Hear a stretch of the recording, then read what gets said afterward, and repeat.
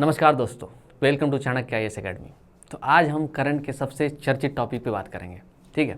वो है नए संसद भवन के उद्घाटन का। तो क्या नए संसद भवन का उद्घाटन करेंगे नरेंद्र मोदी? बताइए, क्योंकि जो विपक्षी पार्टी हैं वो तो चाहती नहीं। उनका कहना क्या है, देखिए, उनका कहना है कि नए संसद भवन की जो आधारशिला नरेंद्र मोदी ने रखी थी उसका उद्घाटन देश के मतलब प्रथम नागरिक को करना चाहिए, मतलब राष्ट्रपति को करना चाहिए। चलिए, तो उसी को लेकर विवाद है, बहुत सारी पार्टियां हैं इनके विरोध में खड़ी हुई हैं। तो देखिए, ये बना हुआ है कि 28 मई को नए संसद भवन का उद्घाटन होना है, और जिसकी उद्घाटन करेंगे कौन? तो नरेंद्र मोदी जी, हमारे जो PM हैं वो इसका उद्घाटन करेंगे, ठीक है।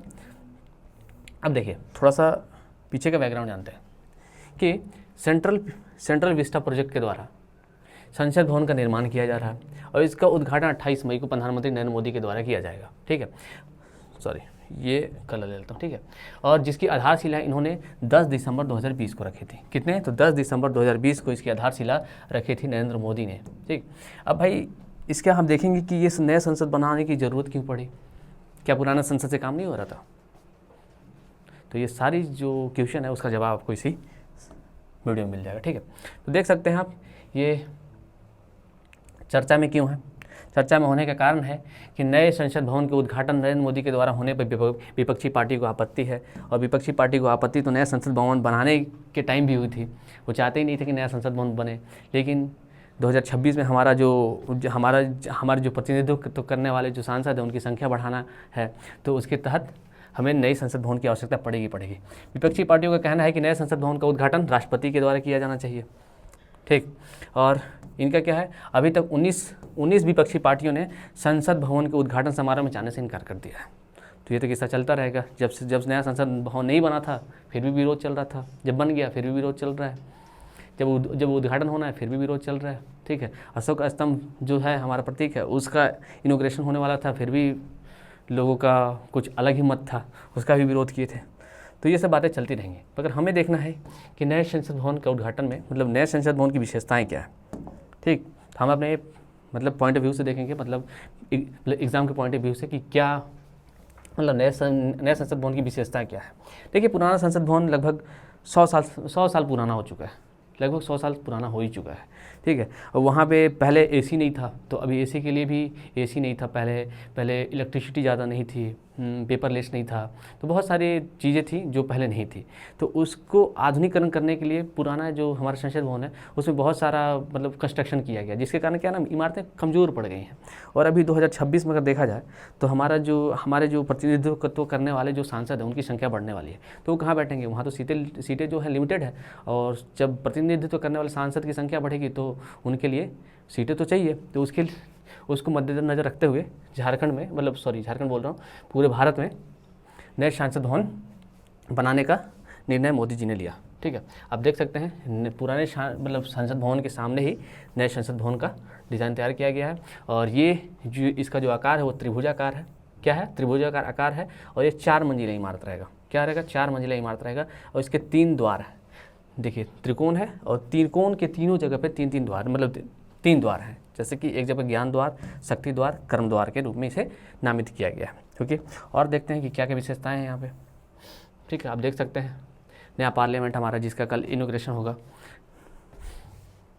ये देखिए, अब देखिए टोटल एरिया देखिए 64,500 मीटर स्क्वायर है, और इसकी लागत 970 करोड़ के आसपास लगाई जा रही है। कॉन्ट्रैक्ट किसको मिला था जी? तो टाटा प्रोजेक्ट को कॉन्ट्रैक्ट मिला था। तो ये क्वेश्चन पूछा भी जा सकता है कि जो हमारा नया संसद भवन बन रहा है उसका कॉन्ट्रैक्ट किसे मिला था? तो टाटा प्रोजेक्ट लिमिटेड को मिला है, ठीक है। और architect HCP design planning and management, एक प्राइवेट कंपनी है, उनको मिला हुआ था। और इसके जो डिज़ाइन करता है वो है बिमल पटेल, ठीक है। बिमल पटेल अहमदाबाद के रहने वाले हैं, और इन्होंने अभी तक देखा जाए तो बहुत सारे इमारतों का डिज़ाइन तैयार किया है। जैसे IIT अहमदाबाद हो गया, हाई कोर्ट गुजरात हो गया, इन सभी का डिज़ाइन किसने तैयार किया है? तो ये बिमल पटेल जी ने ही किया है, ठीक। अब देखिए, अब थोड़ा देखते हैं इसकी क्षमता कितनी है। वर्तमान में हमारे पास 552 सीटें थी, लेकिन अगर देखा जाए 2026 के बाद अगर सीटें बढ़ेंगी तो ये सीटें बहुत ज़्यादा हो सकती हैं, ठीक है। तो अभी संसद भवन बना है उसमें 888 सीटें, मतलब 888 संसद के बैठने का प्रबंधन किया गया है, ठीक है। सीटें भी बढ़ा दी गई हैं, राज्यसभा में भी सीटें बढ़ाई गई हैं, पहले 250 था, अब 384 है। अगर संयुक्त बैठक में देखा जाए तो 1272 लोग बैठ सकते हैं, समझ रहे हैं ना। तो सीटें बढ़ा दी गई हैं। और क्या क्या किया गया भाई, तो देखिए और बताता हूँ। ये क्या है, भूकंप रोधी बनाया गया है। पहली वाली जो थी, जो संसद भवन थी, वो भूकंप रोधी नहीं थी, तो उसमें भूकंप रोधी बनाया गया है। साउंड इलेक्ट्रिक मतलब और एसी जितने भी है ना, पेपरलेस, ये सारी सुविधाएं उनमें दी गई। मतलब अत्याधुनिक सुविधाओं के साथ हमारे नए संसद भवन का निर्माण हुआ है, ठीक है। अब देख सकते हैं कि संसद की मतलब देखा जाए तो और क्या क्या विशेषताएं हैं।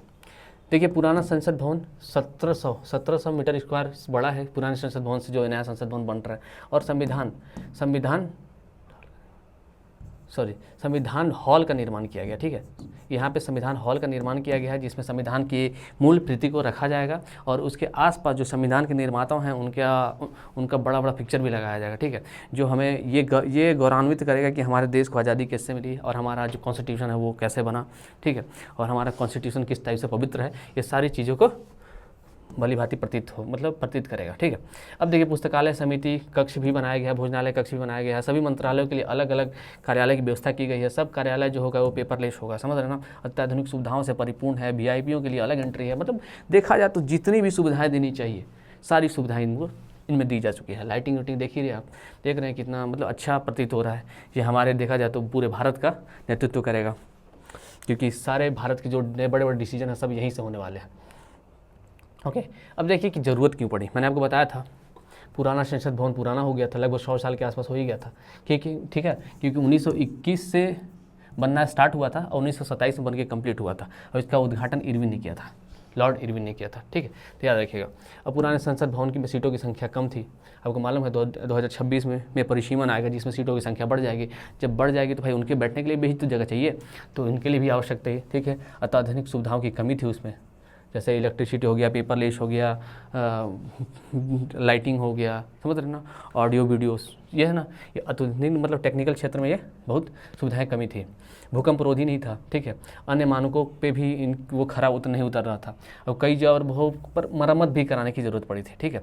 जैसे वेंटिलेशन सिस्टम हो गया, इलेक्ट्रिसिटी सिस्टम हो गया, ऑडियो वीडियो सिस्टम हो गया, तो समझ रहे ना, काफ़ी कमज़ोर हो गया था और नया हमारा देश नए संसद भवन की मांग कर ही रहा था, उनको ज़रूरत महसूस हो ही रही थी। इसलिए नए संसद भवन का उद्घाटन होने वाला है और हमारे नरेंद्र मोदी जी उनका उद्घाटन कल करेंगे, ठीक है। तो एक क्वेश्चन है आपके लिए, इतना तो आप देख लिए क्यों बना, कैसे बना, ये सारी चीज़ें आप समझ गए, ठीक है। और एक क्वेश्चन आपके लिए है कि आप बताएंगे कि पुराने संसद भवन की रूपरेखा किसने तैयार की गई थी, मतलब किसने तैयार की थी। इसका आंसर आप हमें कमेंट बॉक्स में देंगे, ठीक है। चलिए, तो ये हो गया आपका पुराना संसद भवन। आप हमें कमेंट बॉक्स में उत्तर दीजिएगा। फिर मिलेंगे एक नए टॉपिक के साथ, तब तक के लिए हंसते रहिए, मुस्कुराते रहिए। नमस्कार।